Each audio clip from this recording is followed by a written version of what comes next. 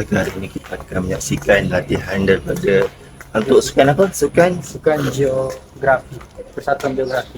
okay. Apa sukan yang akan dipertandingkan? Pelbagai sukan antaranya lari, baling, tampar, dan banyak lagi.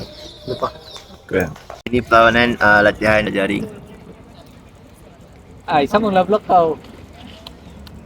Pada ni lah weh.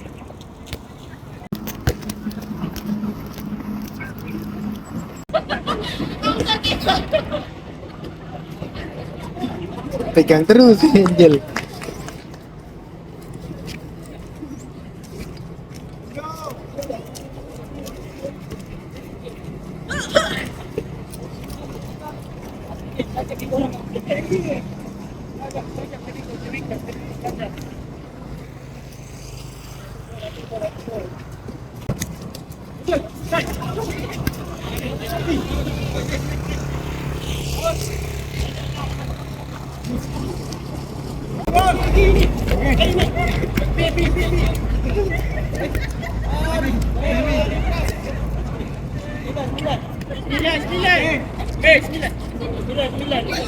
Kita saja lagi perlawanan bola baling antara pasukan Jonity dengan Jonity.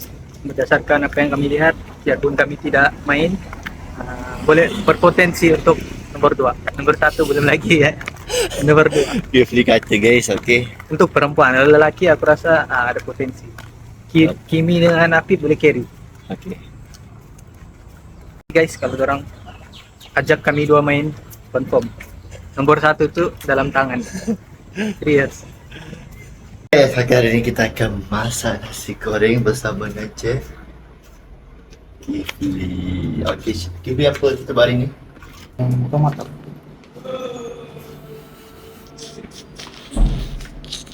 Mana sausage? Kita akan nasi goreng sausage.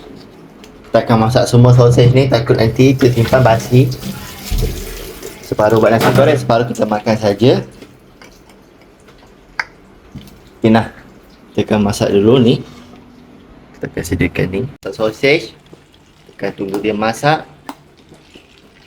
Nasi goreng ni nasi dia. Okay, sausage dah masak dah. Okay, ni guys. Ni kita akan asingkan sausage. Komen like pepmu.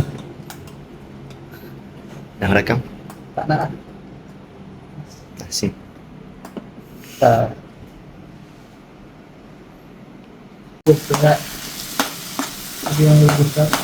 Sikit ya. Okay guys, asyik memasak telah pun bermula. Okay.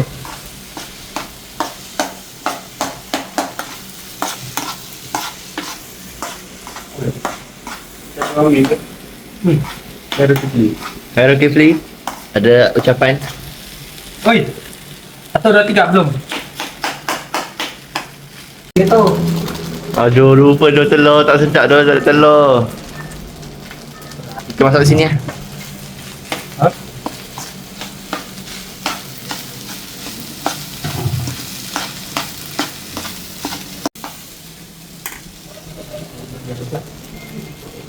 Goreng sudah makan sak di oleh goreng sudah masak oleh Kifli. Jadi kita akan cuba rasakan. Yeah guys.